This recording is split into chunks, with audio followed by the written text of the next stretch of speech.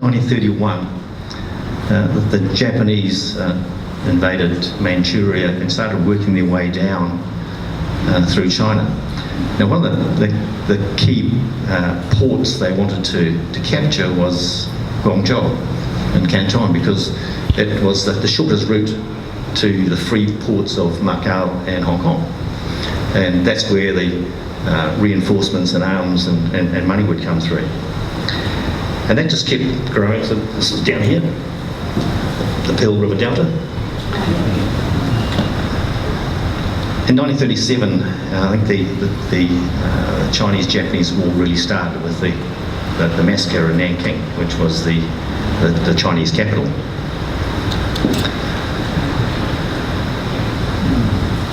Now in Guangdong, there's about 32 million people who live there, and as I said, in Guangzhou there is different provinces, within the province there's different counties.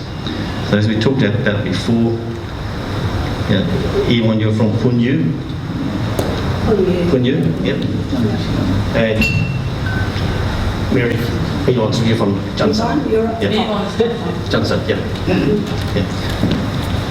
So most of the Chinese in the 1870s and 1900s came from this region, and they went to California, Gold Rush, Victoria and Australia, became labourers in Peru, of all places. So they're all Cantonese. So you find in the early, over the centuries, mainly Cantonese travelled out overseas.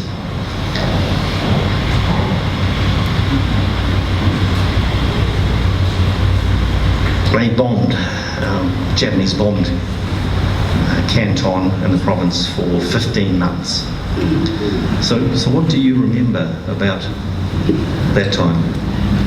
The other thing I want to mention is on my father's side, my great-grandfather, my father, they had schools, and they ran several schools, and some of the people in Palmerston North have been taught by them. Yeah. And on the gravestones of many of the people in Dad's handwriting.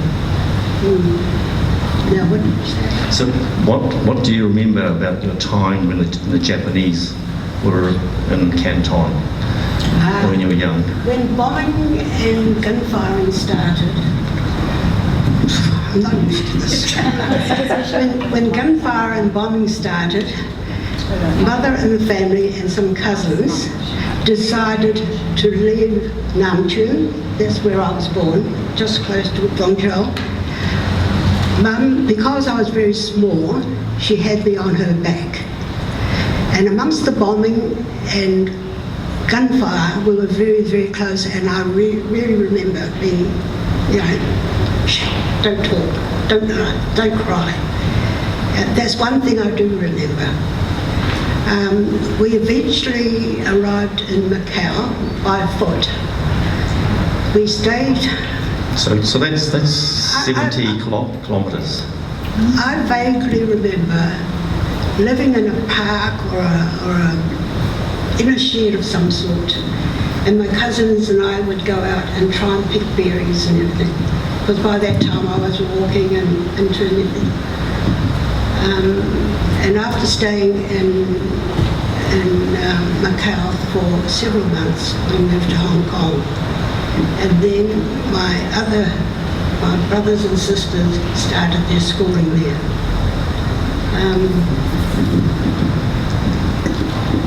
Well, I didn't remember a great deal, except that during the bombing, my eldest uncle from New Zealand came back to China to escort all the Hagi family ladies to walk from Canton, from Guangzhou to Hong Kong. I think they walked for 10 days, and sometimes during the night also, while the Japanese were bombing. My mother was very, very anxious during this time because she had me on her back, and my older brother was carried by a hired man who carried him in a basket along with his cousin. And of course, being a man, he was able to walk a lot faster, and all the time I could feel my mother's anxiousness. She would say, "Where is Yu Chung? How far has he gone? Will I see him again? Will he be sold?" Because in those days, little boys were quite precious to families who didn't have boys. And she would constantly be worried. Meanwhile, my uncle, who was also escorting us, he offered to carry me. But I didn't want any of that. I used his back for a drum. And he said, "Oh, this blessed child, if it was mine, I would dump her off on the side of the road and leave her." And my mother would say, "No, no, no, I will carry her." And from that day on, my mother would remind me that she carried me during the walk from Guangdong to Hong Kong. So therefore, I must look after her in her old age. Yes. So while Yvonne waited in Hong Kong, what was happening in New Zealand at the time was that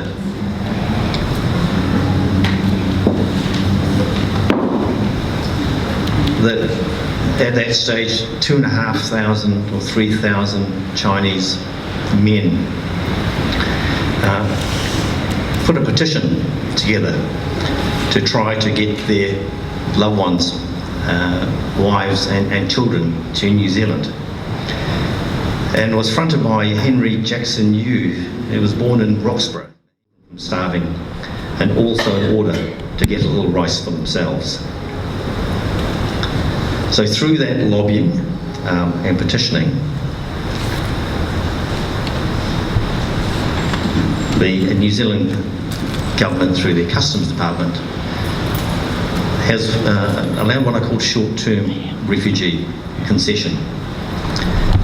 Required husbands to deposit £200 into a government account, cash. They had to sign a bond that for £500 that any children they had would go back to China after 2 years, and that if they didn't, they had to pay that £500. So, what do you remember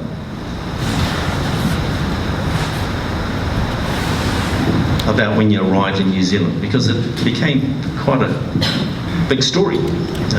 Well, I left Hong Kong in 1939. We boarded a boat opposite the now Common Cove that used to be called the Empire Hotel. There were 4 apartments there. The first one was Indian people and with their daughter Sunita. Then was Mum and Dad and I. The next one was Mr. and Mrs. Johnson, very poor children. They were older than me, and I quite often used to play with them. And the next apartment was Joe Bitten's family, and May Bing is still in Palmerston. And then at the back, on the corner of Princess Street and Broadway, was a Dr. Dewitt. They had one daughter, and she often usually asked me to go and play with her, and also give me food. I was only quite small then. And when I started school at the convent. My name was Wong. They couldn't call me Wong all the time, so the nuns decided, oh, we'll call you Mary. So that's how I became Mary. And because we were living in Main Street and the convent was in Carroll Street, Dad arranged for an old friend of his who was a fruit and vegetable hawker. He drove a horse and cart. Every morning before school, he would pick me up, drop me off to the convent school, and then at the end of the day when I came out, he was always waiting there. I can't remember his name, but shortly after that, we actually moved to a house in Carroll Street, which is now a building like here, just opposite there by where the specialists are. So, bring the bell for school, and I would just hop across the road. And during the school holidays, the nuns used to teach me how to make paper mache dolls' heads and drawing, because we lived so close. And there was a Sister Lawrence who became a very, very famous painter. He painted 2 photos, oil paintings of Bill in Wellington. Bill was actually born in Wellington, and he's the second dentist to graduate after World War II. Yeah. And I've been married to him for 67 and a half years. How's that? Well, I know when Yvonne arrived. So what's your memory of the trip over? Well,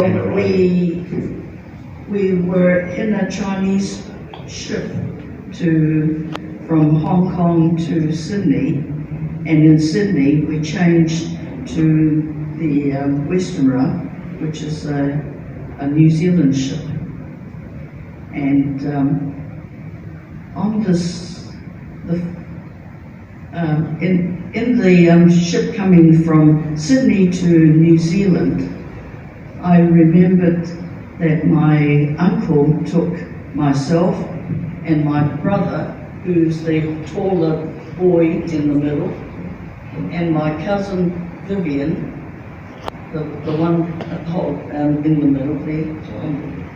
No, that's Ken. Ken, and that's Vivian. We're all Chans. The whole group of us are Chans. That's grandmother Chan, that tall lady in the dark. No, in the middle, yes. And that's my mother on her left, on her right actually, and that's me there. And I was 3 years old. We were in the New Zealand ship, and my uncle, who had escorted all us ladies and family during the war, he took us to the dining car, and that was the first time I saw a European lady who was blonde, and I thought, my goodness, she is so clean. And on the dining table there was a big bowl of rice, and we were so happy because we were hungry.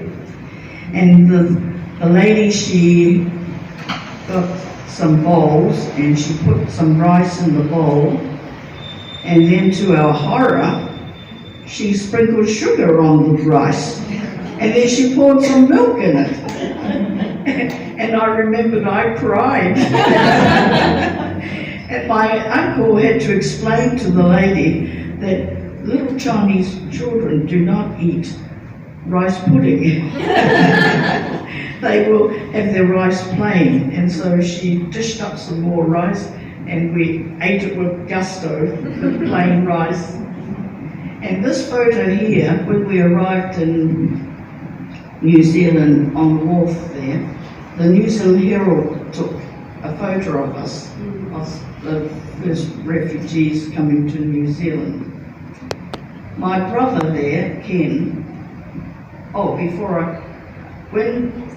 when we left, we were in Sydney, my uncle said to the ladies that they must go out and buy some clothes. They have to dress like New Zealand women. They have to go out and get coats and hats.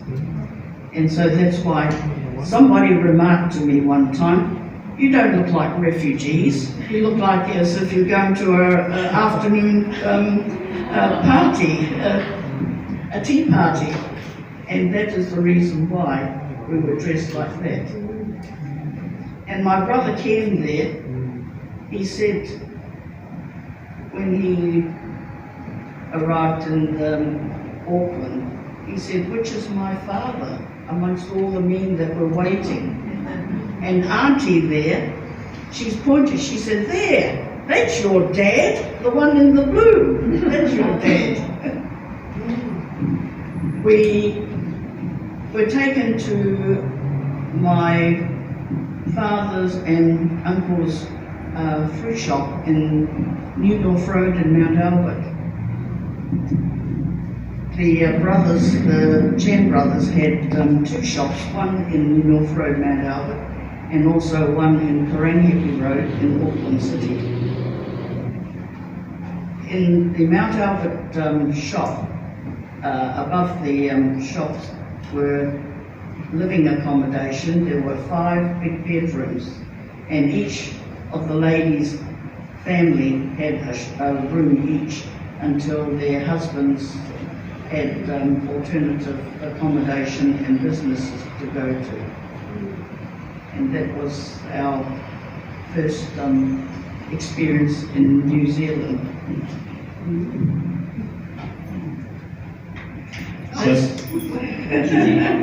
That's my mother on the right-hand side, and that's my brother Ken.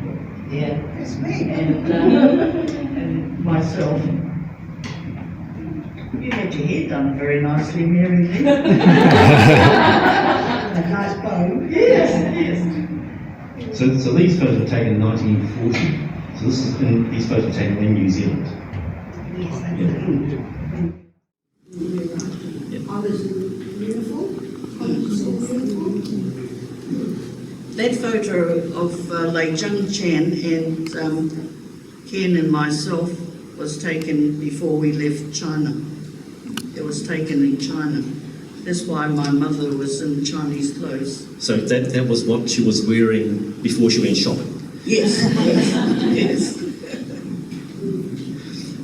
So what happened was every year from 1940, the 2 years, thank God the Japanese bombed Pearl Harbor, because the World War II started, and so every year they allowed these Chinese short-term refugees to stay another year, and then to stay another year. But again, these families didn't know whether they would be there for another year in New Zealand. No. So did you ever get the feeling that you may have to go home, as in home as in back to China? No, I was just enjoying New Zealand life. My dad had said to me that he had to pay £10 poll tax for me and £10 for mother. And we were supposed to stay only for 2 years, so I just made the most of it.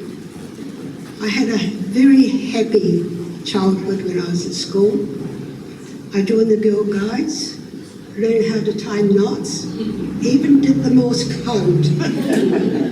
And then after Guides, a group of us, much the same age, would go to a fish and chip shop and buy 3 pence worth of chips, wrapped in newspaper, poke a hole in the middle, and eat as we walked home. We all lived in much the same vicinity. I have often asked my friends, I'm playing with you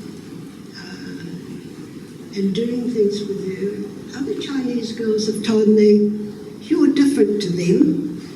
And I said to them, do you consider me different? What do you mean? I mean, my colour is different. I act the same. What do you mean by different? And they said, no, you're just one of us. You're one of the gang. So why do you consider yourself different? Oh, because I was told. But no, I've always been accepted. in groups that I've had, sort of dealings with. And I've never felt like an outsider. Like I've always been included in groups. And I've had a lot of friends. My school day friends, there are only two left. One was Mary Tui, now Mary Wiles. Her husband teaches pottery, which I did, and Maury McGill. She has now got dementia. So I'm still here talking to you, hopefully for a long time. So Yvonne, when you were young, did you understand that you're a short-term refugee? Or did you understand whether a short-term refugee, or did your family talk about the possibility of having to go home? Well, we didn't really discuss that. We were just busy in the fruit shop, and I think the most important thing was that when I started school, my family reminded me just how lucky we were to be in a wonderful place like New Zealand, and we really appreciated the kindness shown to us, and also the help that we got.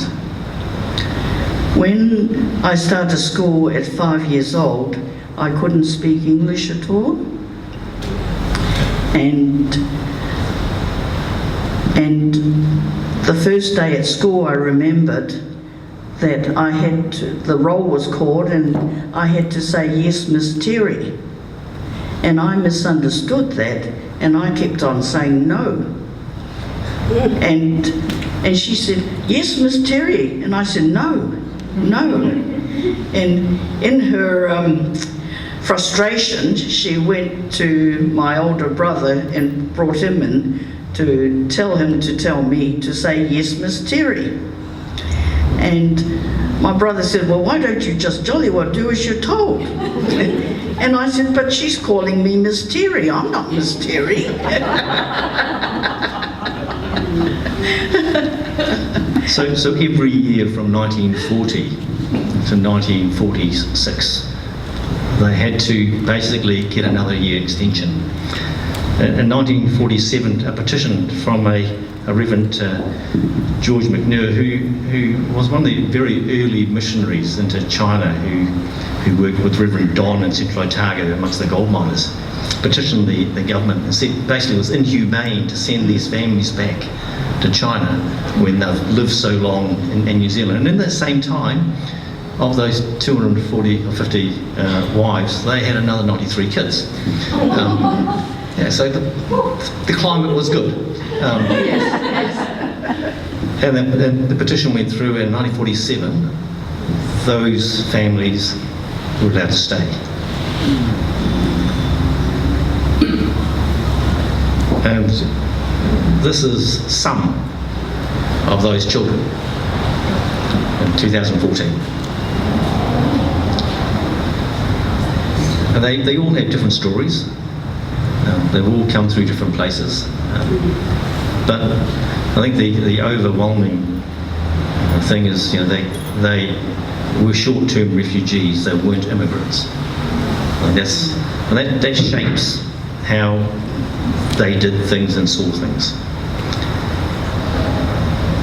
We also had another gathering when it was 80 years, and I was at that gathering in Auckland for that celebration, but there were a lot less people there by then. So, in closing, I think these stories have to be told because time's running out. If you want a copy of the book, Whenua Guangdong, just email there or phone, or there's some forms over there. But I think Mary and Yvonne, last words or questions? How the Chinese Association Hall was, how the Chinese Association Hall came into being. As a young child, there was a group of young Chinese. My brother was a lot older than me. We used to meet at Yvonne's fruit shop, which is situated by the Manawatu Standard and the All Saints Hall, just along there. They had a big shed at the back. All the youths would be there. We would play table tennis, and the group of the older boys actually even built a stage where they could do plays and everything. Then when Yvonne sold her shop, we moved to a shop next to Davis's Trading in Main Street. That was a long shop. We played table tennis there. And we also participated in competitions. I remember going up to Hawera and playing my game, and then coming home about 12 o'clock at night. And eventually, I didn't realise, but a few years later, in 1957, I would make Hawera my home for 10 years. Getting back to the Walenwai, then when different children started growing up, my dad was very conscious that we were renting a shop for the children to play in, and he suggested to Joe Chong that it was about time the Chinese community bought a place for the Chinese children to play in and meet. They shopped around and they came across a cabinet maker shed, a big shed, and it was going for pretty cheap. They could raise funds for it. But then the Chinese community was very conscious. That was opposite the old cemetery. No, they said.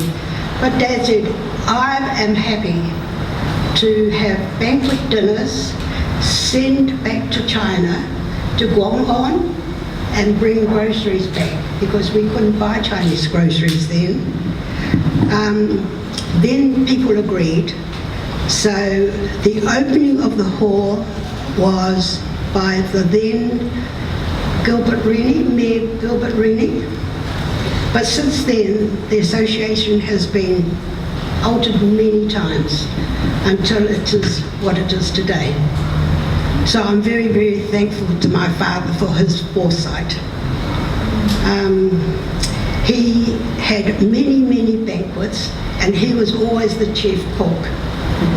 Many of the young Chinese boys would be under him. He would tell them what to do, and they would have lots of tables, and eventually they paid the hall off. And well, that's the hall now. But that was started by my father and Joe Chong. And Dad would also have dinner parties at his own home. When he built Parata Street, he built a big double garage, and at the side, he bought a double section, and at the side would be a big room with a copper, and then some sinks, and then on the other wall would be places where apple boxes were filled with Chinese bowls, spoons, and all sorts. And for cooking utensil, he had two 44-gallon drums, took the top of it, put a big block on top, and then cut a hole on the bottom to use as to put firewood in. And then there would be, 8 or 9 tables there? And that was for his close friends and family. And for table, remember the newspaper rolls? And on top would be a round table sort of thing. He would take those, put them on top of banana boxes, and use apple boxes as seat. Judy Lou has just the other day I met her, she said, I love your dad's food.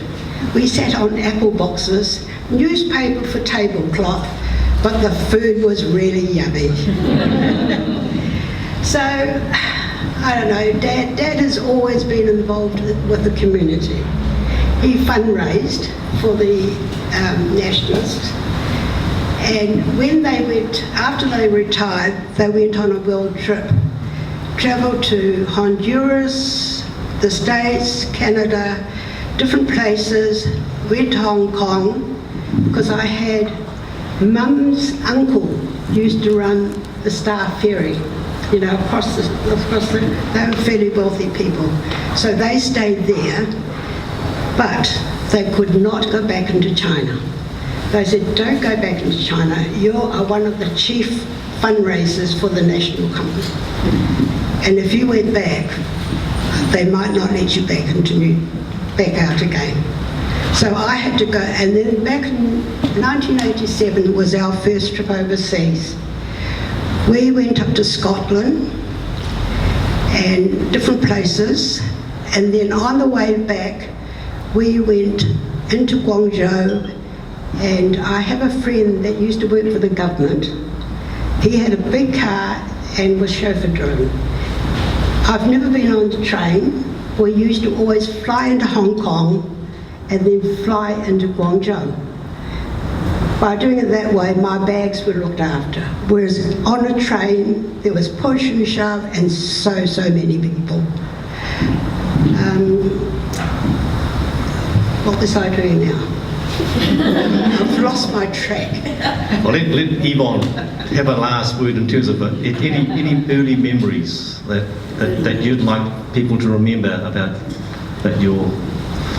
those times when you were young, growing up in Palmerston or New Zealand, sorry. No, I was raised up in Auckland, and I didn't come to Palmerston until after I was married. But being in Auckland, after the horrors of the Japanese, and then the World War II, and I remember when I was in primary school that all the fathers had to come to the school grounds and dig air raid shelters.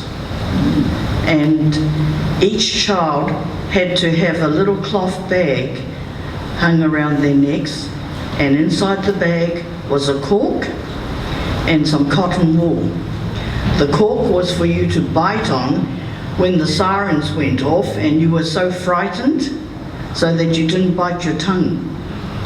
And the cotton wool to stuff in your ears so that when the sirens went, you weren't so frightened. And that went on until the war finished. And I remember when Victory Day came, all the trams in Auckland were free of charge, and everybody went onto the trams and went to Queen Street in Auckland to celebrate Victory Day. And we lined the streets, and there was beer, there was singing and dancing and a lot of jubilation. And then a car came by, an open car, and standing at the back of the car was Field Marshal Montgomery, and he was the one that led the Allies to defeat the Germans in the war. And he was standing in the open car there holding a rosebud, and he was kissing it and waving it to the crowd, and everyone was cheering and celebrating. So being in New Zealand, coming from China, I still am very proud of my Chinese heritage, but I am forever grateful that I was able to come to a wonderful place like New Zealand, to be accepted and to be looked after so well here, and it's just been a really, really wonderful life. Thank you. Thank you, Yvonne and Mary. Look, we were going to have some questions, but I think we'll give these more senior ladies probably a rest unless someone's got one burning question that they'd like to ask. One burning question. Okay, with that, just thank you very much.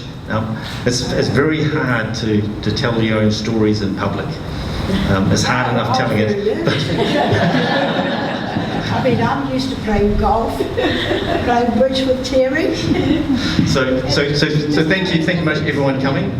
This is being recorded, so hopefully it'll go online at some stage, so you can see it again and share it. But it's a bit of story a bit of history that not many people know about, or if they do know about it, they only know bits of it. So thank you very much for coming. Now, before you, VE Day, victory over Europe was in May 1945, and VJ Day, victory over Japan, was 15th of August 1945. And I'm very pleased to be in New Zealand. Thank you. Thank you.